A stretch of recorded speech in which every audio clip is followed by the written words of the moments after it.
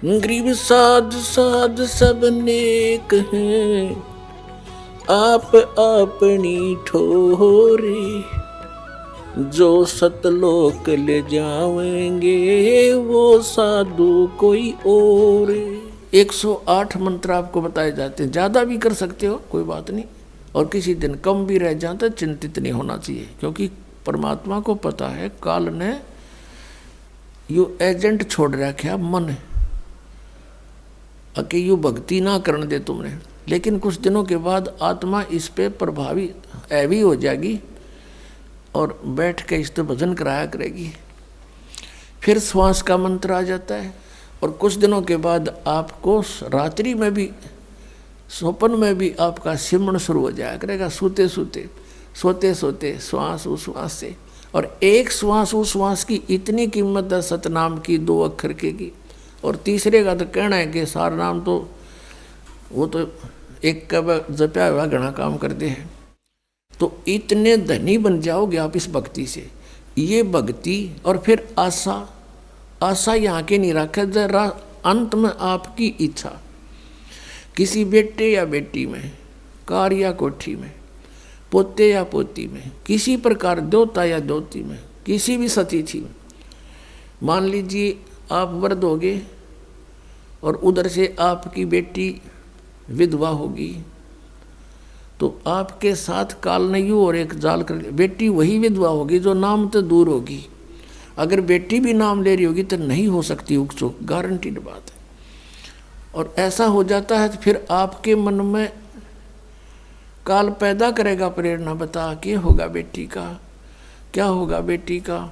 वह बेटी महात्मा रह जाएगी, फिर वहीं की से पशु बनकर वहीं फिर हल खींच रहा होगा।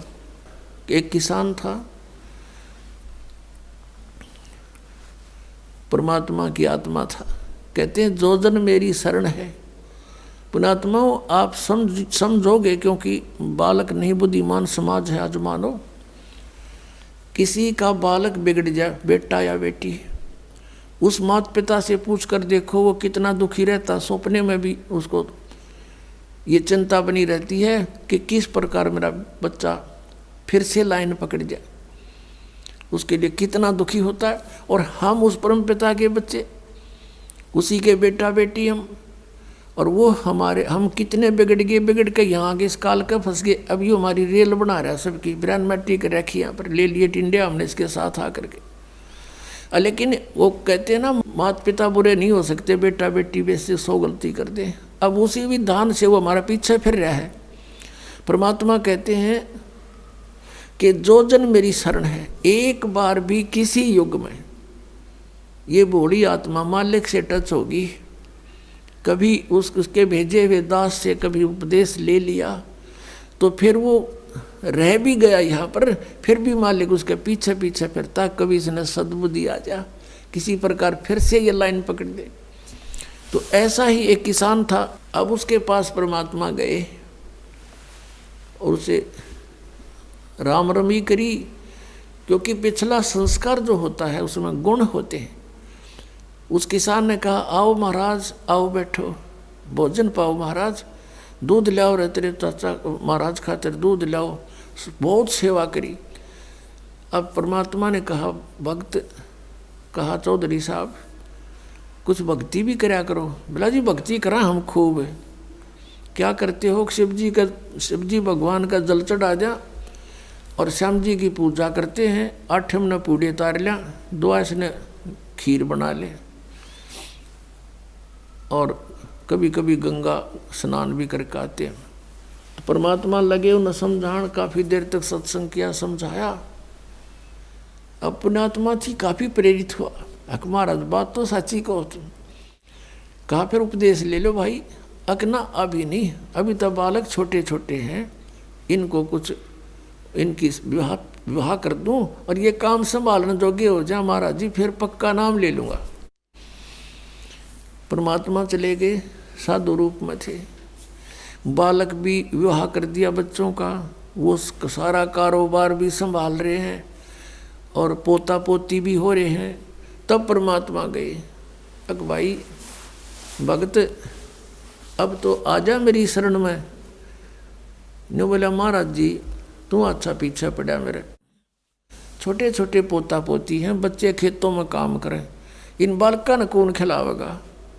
इब नहीं माड़े ये बालक ठीक हो जाने दे, पोते पोती माड़े बड़े हो जा थोड़े से, फिर आना।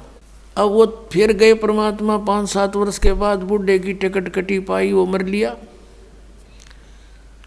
अब क्या देखा कि वही व्यक्ति अपने ही घर में बैल बनकर आ रहा है और पुत्र उसने हल में जोड़ रहे। वहां पहुंचे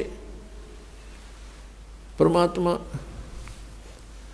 अब वो बच्चे जाने थे महाराज को कि आओ महाराज जी, आगे कहा गया भाई, बोला भाई डटिए, एक दो बात कर लो तेरे पिताजी तय। वो बच्चा बोला जी पिताजी की तो मृत्यु हो ली। बोला भाई वो परमात्मा बोले मुझे मालूम है। अब उस बैल के पास गया, कान में कुछ मंत्र से बोले, वो उसने तो मंत्र लागे थे, परमात्मा उसकी भाषा में बोल रहा था। तो बैल ने अंदर से बोल तो वो नहीं सके था, अंदर की भाषा भी जानते हैं मालिक। अब उसने कहा बाबा, परमात्मा ने कहा रहा ईब तो आ जा मेरी शरण में, तेरा यो शरीर छुटवा दूंगा यहीं पर और तुझे मनुष्य जन्म दिवा दूंगा। तो नो कह महाराज जी तू जा अपना काम करे। अब मेरी जगह पर कोई और बैल आ गया, काम ठीक ना करेगा तो मेरे बड़का का टोटा नहीं हो जाएगा। अब परमात्मा चले गए, भाई ठीक है। कुछ दिनों के बाद क्या हो गया कि वो बैल वाला शरीर भी छूटना ही था, कभी ना कभी मृत्यु होगी। फिर वो बन गया सर्प।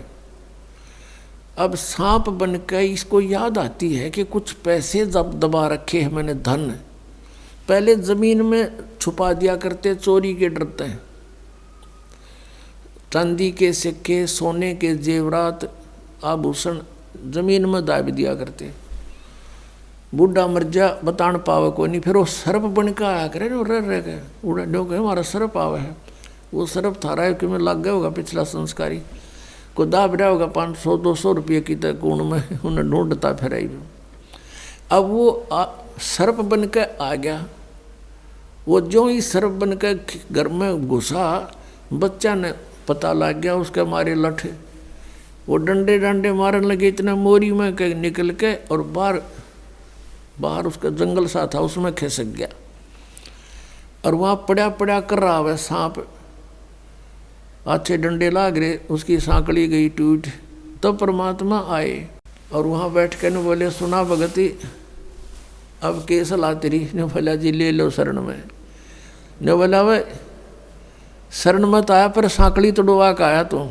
अब परमात्मा कहते हैं जहाँ आसाता बासा हुई और मन कर्म वचन सुमरियो सोई। 8वें अध्याय के प्रथम मंत्र में गीता ज्ञानदाता से अर्जुन ने पूछा कि प्रभु आपने जो 7वें अध्याय के 29वें श्लोक में जिस तत्परम के बारे में, अध्यात्म ज्ञान के बारे में, सभी कर्मों के बारे में जो बताया है कि उसके जानने के बाद प्राणी केवल जरा और मरण से छूटने का ही प्रयत्न करता है। जरा माने बुढ़ापा और मरण माने मृत्यु। ये बुढ़ापा सबसे बड़ा कहर है इस प्राणी के ऊपर, मनुष्य के ऊपर। अपन अपतमाओं कदे बूढ़े बूढ़े घबरा जा, अब घबराइयो ना तुम, क्योंकि ईब मालिक का नाम लिए पाछे आपको इतना सारा मिलेगा, सत्कर मान लियो, आपको पता भी नहीं चलेगा ये बुढ़ापा है या आप युवा हो। दिखण में बुढ़ापा होगा लेकिन कष्ट नहीं आने देगा दाता, और थोड़ा बहुत आता है तो तुरंत ठीक करेगा। कति ये गारंटीड बात समझ लेना। इस जब पूरी मर्यादा में आप रहोगे, ध्यान से भक्ति करोगे, और वृद्ध अवस्था में आदमी घनी भक्ति करेगा, उसने तो अपना धैर्य दिखा है टाइम की भाई।